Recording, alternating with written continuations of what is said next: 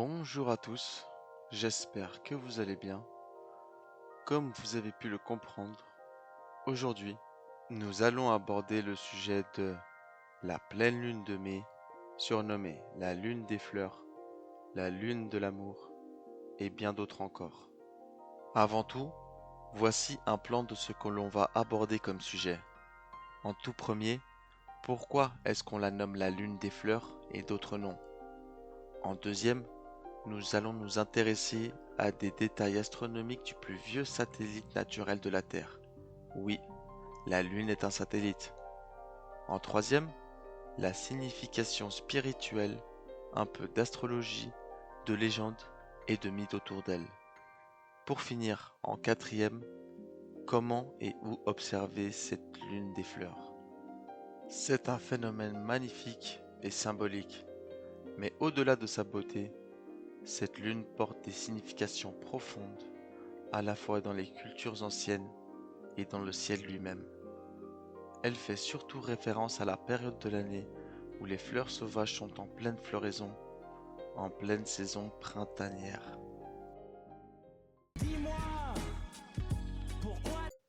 La lune des fleurs tient son nom des traditions amérindiennes, qui ont observé que cette période coïncide avec l'exposition des fleurs et de la végétation au printemps. En mai, les arbres sont en pleine floraison et la nature semble se réveiller avec force. C'est une période de fertilité et de croissance. Ce nom résonne également dans d'autres cultures où la pleine lune de mai est perçue comme un symbole de renouveau et d'abondance. C'est intéressant. Raconte-moi tous les détails.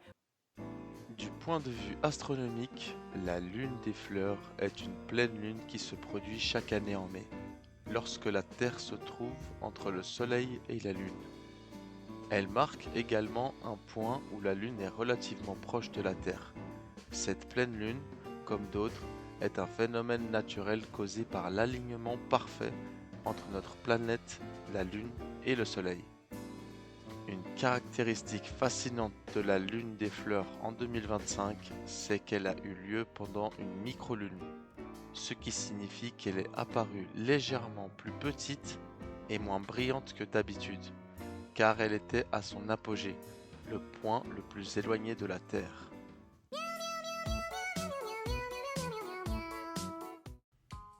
En astrologie, chaque pleine lune possède une influence particulière sur les émotions et les comportements.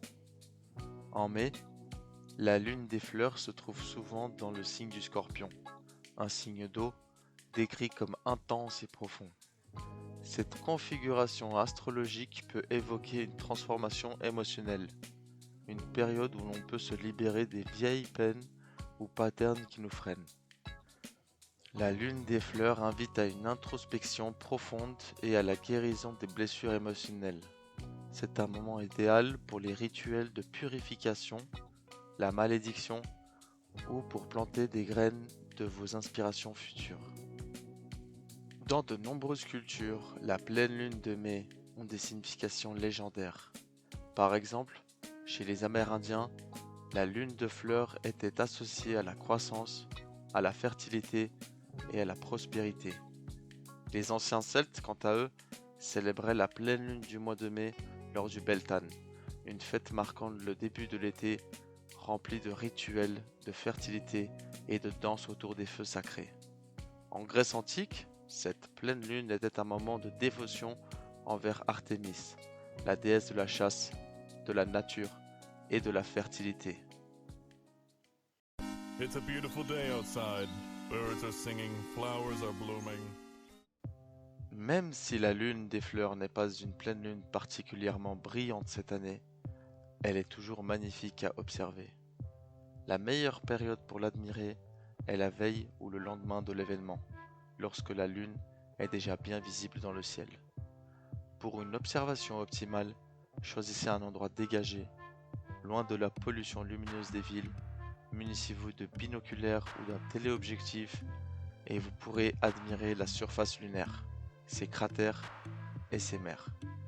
Si vous êtes un passionné d'astrophotographie, La lune des fleurs est un excellent moment pour capturer des images époustouflantes de notre satellite naturel. Ce soir, je vais conclure.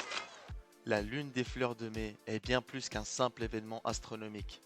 Elle représente la beauté de la nature, les transformations émotionnelles et la possibilité du renouveau. Alors la prochaine fois que la lune des fleurs brille dans le ciel, dans une année, prenez un moment pour apprécier son éclat et réfléchir à vos propres cycles de croissance et de transformation. Merci d'avoir regardé cette vidéo. Si ce voyage parmi les merveilles de la pleine lune des fleurs vous a fait kiffer, un petit geste comme un abonnement ou un pouce bleu ferait une grande différence pour faire rayonner la chaîne encore plus loin. A bientôt, les pieds sur terre, la tête dans toutes les étoiles.